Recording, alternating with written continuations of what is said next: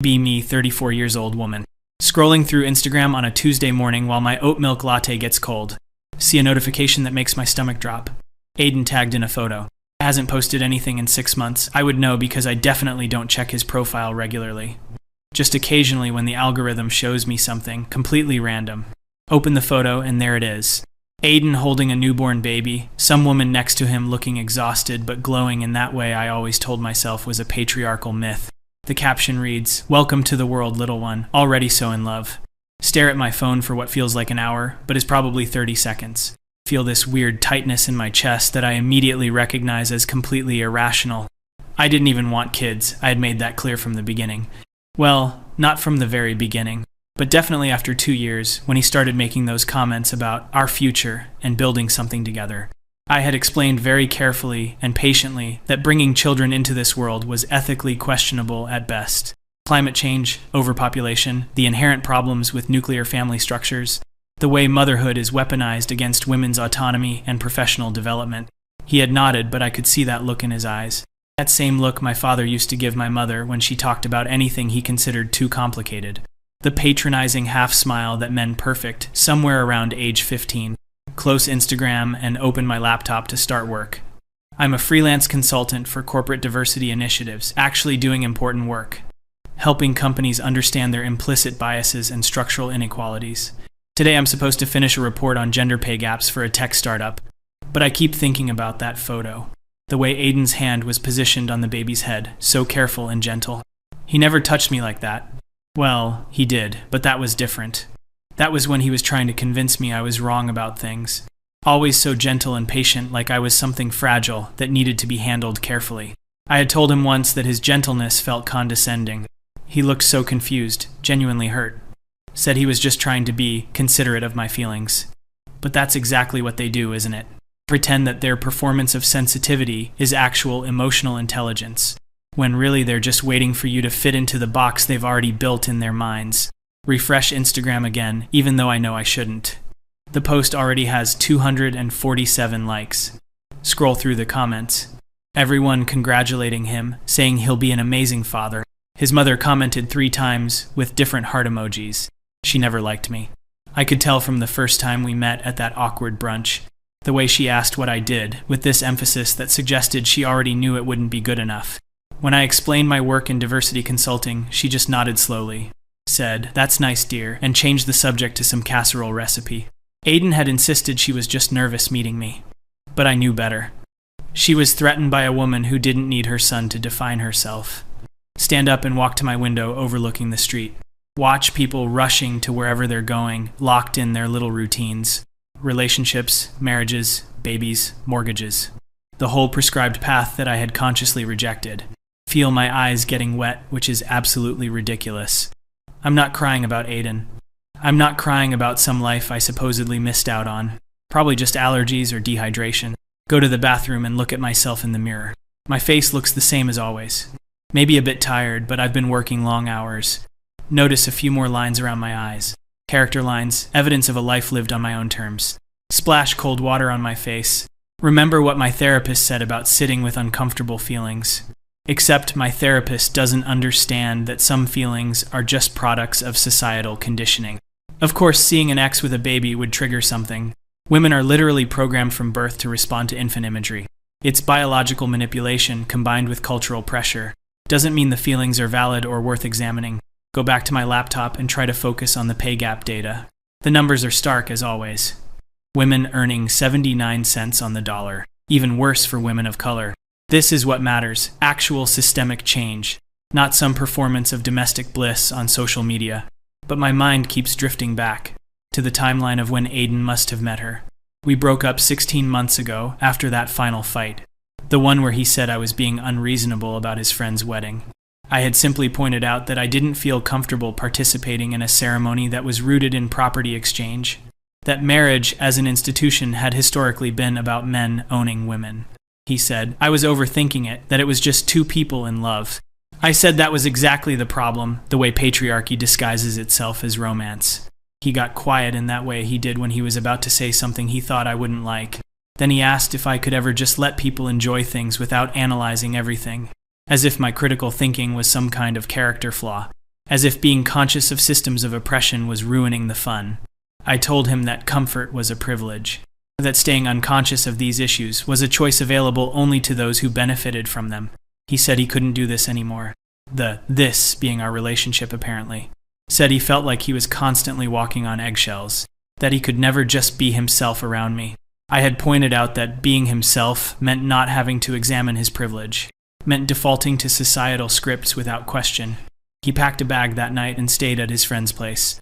We had one more conversation a week later to divide up our things. It was painfully civil. He didn't even argue when I said I should keep the coffee table since I had picked it out. Just nodded and took his boxes and left. I had felt relieved, honestly. Finally free from the emotional labor of constantly educating someone about basic concepts. So, if they got together shortly after that, which the timeline suggests, he must have already known her. Maybe she was waiting in the wings the whole time. Probably someone uncomplicated, someone who didn't challenge him. Someone who smiled and nodded and wanted the whole package. The ring, the mortgage, the baby, the carefully curated Instagram feed. Find myself hate scrolling through her profile now. Her name is Jennifer, of course it is. Her bio says, teacher, plant mom, grateful for every moment. Plant mom, like owning succulents, is a personality trait. Her photos are all soft-filtered sunlight and casual candids that definitely took 50 tries. There's one from what must be her baby shower. All these women in pastel dresses, sitting around doing what looks like games. The caption says something about being blessed by her village. Your village is a marketing term created by parenting blogs. I want to scream into the void. But instead, I close the app and open my messages. Text my friend Rachel, need drinks tonight. She responds immediately, everything okay? I type out, fine, just need to debrief some stuff. She sends back a thumbs up and suggests our usual wine bar at 7. Spend the rest of the afternoon trying to work, but mostly just refreshing various social media. Aiden has updated his profile picture to one with the baby. His relationship status changed to married. Married. They got married and I didn't even know. Not that I should know or care, but still. We were together for 4 years. 4 years of my life invested in someone who apparently could just move on and complete the entire relationship escalator with someone else in barely over a year. Feel angry at myself for feeling anything about this. I had made my choices consciously and deliberately. I had been clear about my boundaries and values. The fact that he found someone whose life goals align better with his is actually fine. It's good even, better than us staying together and being incompatible. So why does my chest feel like something is sitting on it? Why did I have to put on sunglasses earlier when I went to get more coffee from the place downstairs? Why did the barista ask if I was okay? And why did that simple question almost break me? Meet Rachel at the wine bar right at 7. She's already there with a bottle of red ordered. Gives me a hug that lasts a beat too long. Asks what's going on, and I tell her about the photo. She winces sympathetically. That's rough, I'm sorry. I wave my hand dismissively. It's fine, I'm fine. It just brought up some thoughts about relationship timelines and societal expectations. She pours wine into my glass. You're allowed to just feel sad about it, you know. I'm not sad, I'm processing. Right, processing my bad. There's something in her tone that irritates me. Like she doesn't believe me or thinks I'm in denial. I genuinely didn't want that life, you know that, right? I know. The whole heteronormative script, it's not for me. I've been clear about that. Totally. She's doing that thing where she agrees too quickly. The way you agree with someone when you think they're being irrational but you don't want to argue. You don't believe me. I didn't say that. You didn't have to. Your tone said it. Rachel sighs and takes a long sip of wine. Look, I just think maybe it's okay to acknowledge that seeing an ex move on can hurt even if you didn't want the same things. But it doesn't hurt. That's what I'm trying to explain. Okay. It's more like frustration at how quickly he was able to slot someone else into the role. Like I was just interchangeable, like any woman would have done as long as she was willing to play the part. Rachel nods more genuinely now. That makes sense. Exactly. It's not about wanting what he has. It's about the erasure of our actual relationship. Like those 4 years didn't matter because I didn't give him what he ultimately wanted. Talking about it this way feels better, more analytical. Less like I'm a woman crying over an ex, and more like I'm critiquing relationship structures. We drink the whole bottle and order another. Rachel tells me about her own dating disasters. The guy who seemed normal until the third date when he explained his cryptocurrency investment strategy.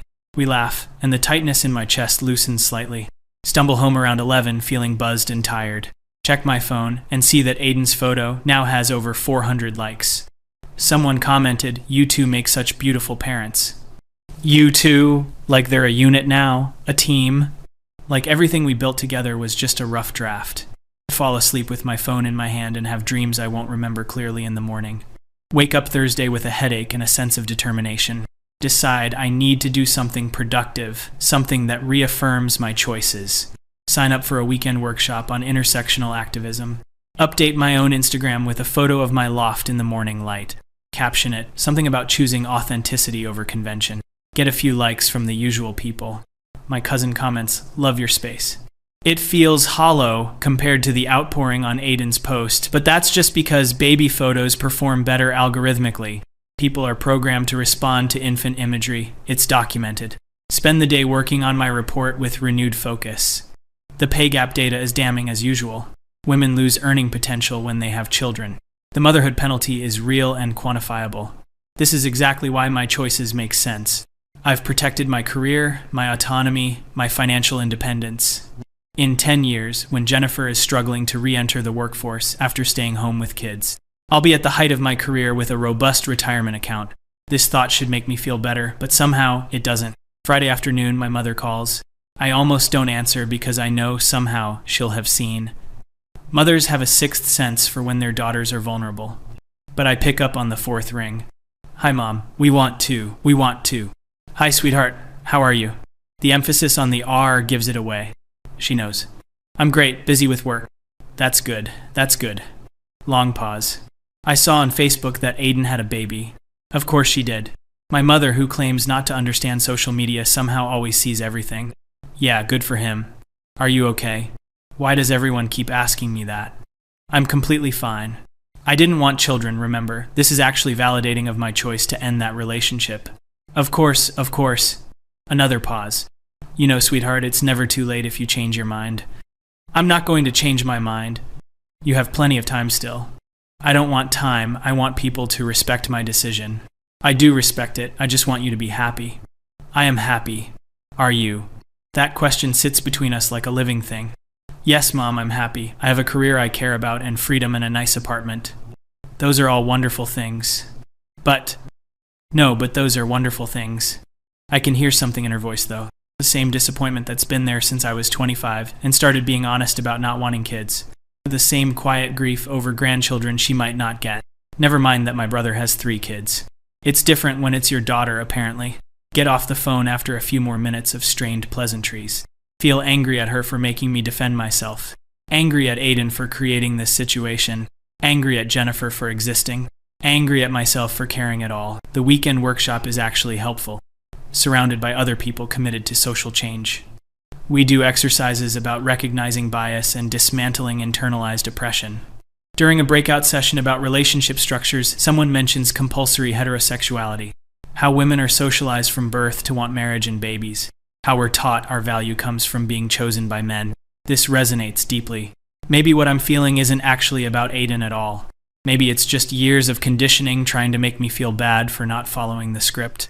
Share this insight with the group and get supportive nods. The facilitator says unlearning patriarchy is a lifelong process. Feel validated and seen. Leave the workshop Sunday evening feeling recharged. Until I get home and see that someone I vaguely know commented on my Instagram post. Your place looks amazing. I never have time to keep my apartment nice with the kids, lol. The implication being that my nice apartment is consolation prize for not having children. Like I've decorated the cage I've trapped myself in. Don't respond. Just close the app. Monday morning, decide I need to take action. Not about Aiden specifically, but about my life in general.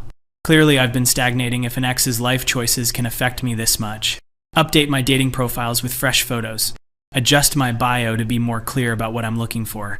Seeking emotionally intelligent partner for conscious relationship building. No interest in traditional escalators. Start swiping with renewed purpose. Match with a guy named Nathan who lists hiking and philosophy as interests. His profile says he's child-free by choice. Perfect. We message back and forth and he seems promising.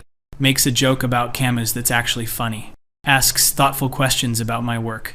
We make plans to meet Wednesday for coffee. Spend Tuesday preparing, both practically and mentally. This is good. This is moving forward. This is proof that my life is full of possibility. Meet Nathan at the coffee place, and he looks like his photos, which is always a relief. We get drinks and find a table in the corner. Conversation flows easily at first. He asks about my consulting work and seems genuinely interested. I ask about his job in software development. Then somehow we get onto the topic of relationships. He mentions his last girlfriend wanted to get married and he didn't. I just don't see the point of a legal contract to validate feelings, he says. I nod enthusiastically. Exactly. Marriage is such an outdated institution. Right, plus divorce is expensive, he laughs. Something about the way he says it feels off. Like his objection is purely financial rather than philosophical. But I continue. And the whole wedding industry is just capitalist exploitation of romantic ideals. He looks at me blankly for a second. Sure, I guess I just think it's a waste of money. We move on to other topics, but I'm starting to notice things. The way he interrupts me mid-sentence. How when I mention a book I've read, he immediately talks about a different book he thinks is better. When I bring up a documentary about climate change, he says he doesn't really follow that stuff. It's all probably exaggerated anyway. You know how the media is. Feel my enthusiasm deflating like a sad balloon. He asks if I want to get dinner sometime. I say I'll check my schedule and get back to him. We both know I won't. Walk home feeling discouraged. Why is it so hard to find someone who actually aligns with my values? Who thinks critically about structures and systems? Who doesn't just reject marriage because commitment scares him? Check Instagram out of habit and see Jennifer has posted again. A photo of the baby sleeping on Aiden's chest. Caption reads, "My two favorite people in the whole world." Aiden commented with heart emojis. His friends are all commenting about how he's winning at life. Winning. As if life is a competition and he's scored points by reproducing. As if there's one correct path and everyone else is losing. Feel tears starting again, which is absolutely absurd. I don't want what he has. I don't want a baby or a marriage or a Jennifer. I want someone who sees me as a complete person. Not as a potential mother or wife, but as myself. But also maybe I want someone who looks at me the way Aiden is looking at that baby in the photo. With complete unguarded love and certainty. He never looked at me like that. Or maybe he did and I was too busy analyzing it to notice. No, that's not fair to myself. I was protecting myself from falling into patterns. From becoming another woman who loses herself in a relationship. My phone buzzes with a text from Rachel. How was the date? I type back, he was a libertarian in disguise. She sends a laughing emoji and, there's someone out there for you. But what if there isn't? What if my specific combination of needs and boundaries is too particular? What if being conscious and critical means being alone? Spend the rest of the week in a fog. Go through the motions of work. Finish the pay gap report and submit it. The startup CEO responds with great work, very eye-opening. But I know nothing will fundamentally change. They'll maybe adjust some salaries slightly. Create a women's networking group that meets during lunch. Put out a statement about their commitment to equality. And the underlying structures will remain exactly the same. Just like how dating apps let me filter for values but can't actually change how people think. Just like how my workshop on intersectionality was inspiring but won't dismantle patriarchy. Just like how my choices protect me from some things but not from others. Friday night I do something I know I shouldn't. Pour myself a large glass of wine, open Instagram, and really look through Aiden's profile. Scroll back through months and months of posts. Trying to pinpoint when he met Jennifer. There's a photo from 14 months ago at someone's barbecue. Jennifer is barely visible in the background, but I recognize her from her profile. So they definitely knew each other while we were still together. Or right after we broke up. Another photo from a few weeks later, a group hiking trip. She's more prominent now, standing next to Aiden. His arm isn't around her, but they're close. The comments are all about the view and the weather. Nothing suggesting anything romantic yet. Then a month later, their first photo together alone, at a farmer's market, both holding coffee cups. Caption is just a simple, Sunday mornings. The comments are more knowing. His friends saying things like cute and about time. About time. Like they were all waiting for him to find someone appropriate. Someone who would give him what he wanted. Keep scrolling through their relationship developing in photo form. Fall photos with pumpkins. Holiday photos with families. A New Year's Eve kiss at midnight. Valentine's Day dinner at some restaurant with candles. Then a photo of her hand with a ring. Caption, she said yes. Posted 6 months ago. I had been at that work conference in Portland. Had actually been having a good time, networking and attending panels. While Aiden was proposing to someone he'd known for less than a year. Photos from a small wedding, just family and close friends. Jennifer in a simple dress, Aiden in a nice suit. Both looking absurdly happy. Then scattered photos over the following months. Her pregnancy announcement with a pair of tiny shoes. Gender reveal with blue confetti. Baby shower I already saw. And finally, the baby himself, tiny and wrinkled and apparently perfect. Close my laptop and finish my wine. Pour another glass. Sit in my carefully decorated loft, surrounded by thriving plants and vintage furniture. Everything chosen by me, arranged to my specifications. A space that is entirely mine, with no compromises. Exactly what I wanted. So, why does it feel like a museum right now? Why does it feel like I'm a visitor in my own life?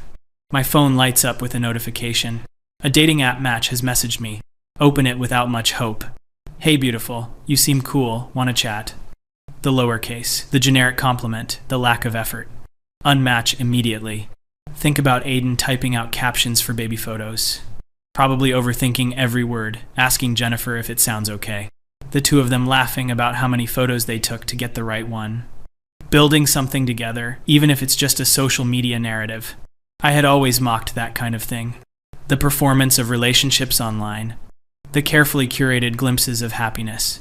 But maybe there was something real underneath. Maybe the performance and the reality weren't mutually exclusive. Maybe I had been so busy deconstructing everything that I missed the actual construction. No, that's the wine thinking. I made the right choices for me. I didn't want to be someone's wife or someone's mother. I wanted to be myself, complete and autonomous. And I am. I'm exactly what I wanted to be. Sit with that thought as the wine settles warm in my stomach. I'm exactly what I wanted to be. So why am I crying? Why have I been crying on and off for a week over someone else's life? Someone else's choices that have nothing to do with me. Stand up and walk to the mirror again. Look at my face, blotchy now from wine and tears. 34 years old. Successful career. Nice apartment. Good friends. Clear values and boundaries. Everything I'm supposed to want. Everything I convinced myself I wanted. But standing here alone at 9 p.m. on a Friday night, looking at my reflection while my ex holds his newborn baby, I can't help but wonder if I outsmarted myself. If all my analysis and deconstruction and critical thinking was just elaborate protection against wanting something I was afraid I couldn't have, or wouldn't be good at, or would lose myself in. My phone buzzes again, probably another generic dating app message, but when I check it's actually an email. The tech startup CEO following up on my report. Thanks again for this work. We'd like to discuss having you consult on our parental leave policy. Parental leave policy. The irony almost makes me laugh. Me, the woman who doesn't want children, consulting on parental leave. Me, who just spent a week crying over an ex's baby. Me, who can explain the structural problems with every relationship milestone, but can't figure out why I feel so hollow. Close my email and open Instagram one more time. Aiden has posted a new photo, the baby gripping his finger. Caption reads, "Didn't know I could love like this." And there it is, the thing I've been avoiding all week. He didn't know he could love like that. Which means he didn't love like that before. Which means he didn't love me like that. And maybe I didn't love him like that either. Maybe I loved the idea of consciously choosing a partnership. Loved proving I could maintain my identity in a relationship. Loved being the one with clearer boundaries and stronger analysis. But did I actually love him, the person, Aiden? Or was he just playing a role in my narrative the way I accused Jennifer of doing in his? Sit back down on my couch. The wine is almost gone. My loft is quiet and clean and utterly mine, everything in its place. Everything chosen deliberately. Everything except the feeling in my chest that wasn't chosen. That's just there, unwanted and unanalyzed. The feeling that maybe I was so busy being right, that I forgot to be happy. Or maybe I never knew how. Maybe my critical thinking was just armor, and I wore it so well that I convinced everyone, including myself, that I didn't need anything underneath. The last thing I see before finishing the wine and going to bed is Aiden's comment on his own photo. Everything makes sense now, and I hate that I know exactly what he means. And I hate that I'm not sure it will ever make sense for me. And I hate that I spent so much time being sure about everything, that I never left room for doubt, or growth, or change, or love that doesn't need to be deconstructed to be real. Fall asleep on the couch, wake up Saturday morning with a headache, and my phone dead. The plants are still thriving, the loft is still beautiful. I'm still right about everything, and I've never felt more alone, Spend the weekend doing exactly what I want. Brunch at my favorite place. New bookstore that opened downtown. Yoga class. Sunday morning. All of it perfect. All of it exactly my choice. All of it feeling like I'm playing a part I wrote for myself, and I'm the only one watching. Monday morning, start my work week. New client wants to discuss bias in their hiring practices. I put together a presentation about structural inequality, about how systems perpetuate themselves, about how we all play roles without questioning them. Midway through writing it, I have to stop, because I realize I'm describing myself. I've built a structure around my life, told myself a story about autonomy and consciousness, and played a role I thought was authentic. But maybe it was just another script, just one I felt superior about following. Maybe the real trap wasn't marriage, or babies, or conventional relationships. Maybe it was believing I was too smart to be trapped at all. Maybe Aiden wasn't manipulative or unconscious or patriarchal. Maybe he was just a person who wanted different things, and I made him into a symbol of everything I was rejecting. And maybe Jennifer isn't vapid or conventional or playing a role. Maybe she just wanted what she wanted without apologizing, without needing it to be politically perfect, without turning every choice into a referendum on feminism. Sit at my laptop for a long time, cursor blinking on an unfinished presentation. My coffee getting cold again like it always does. Outside my window, people are living their lives, making choices I would critique, probably happy anyway, probably not even thinking about whether their happiness is structurally sound. Get up and water my plants, even though they don't need it yet. Need something to do with my hands. Notice one of them is finally flowering, a small purple bloom I wasn't expecting. I've had this plant for 3 years and it's never flowered before. Look it up, and apparently they only flower when conditions are exactly right. Temperature, light, water, everything in perfect balance. And even then, it's not guaranteed. Even then, it might not happen.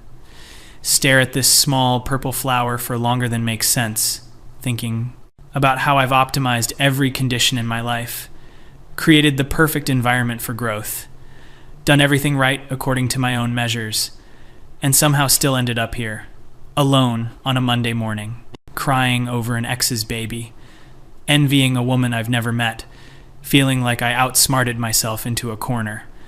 The flower doesn't have answers. It's just a flower. It bloomed because conditions aligned, not because it tried to or deserved to, not because it deconstructed the process, just because that's what flowers do when everything lines up. Close my laptop. Text my therapist asking if she has any openings this week. She responds that she can see me Wednesday. I book it. I don't know what I'll say yet. Probably need to start with, I think I've been wrong about some things. Probably need to admit that being right isn't the same as being happy. That analyzing everything doesn't protect you from feeling things. That maybe my ex isn't the villain in this story. And maybe I'm not the hero. Maybe we're just two people who wanted different things.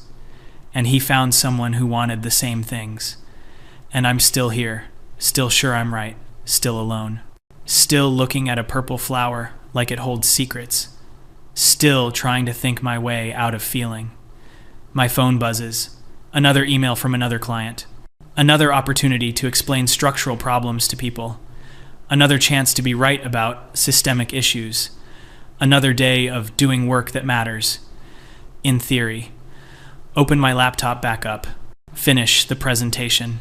It's good, thorough, well-researched. Everything I do is good and thorough and well-researched, including the life I built, including the choices I made, including the reasons I gave for everything. All of it makes perfect sense. On paper, in presentations, in arguments I've won. Just not here. Not in my chest where that tightness hasn't gone away. Not in my loft on Friday nights. Not when I see what other people have built, even if I've deconstructed why they shouldn't want it. Send the presentation off. The client will probably be impressed. They usually are. I'm very good at explaining how things are broken. Perhaps less good at building things that work. Look at the purple flower again. It's already starting to wilt. Apparently they only last a few days. all that time waiting for the right conditions, all that careful balance, and the bloom is temporary anyway. Seems about right.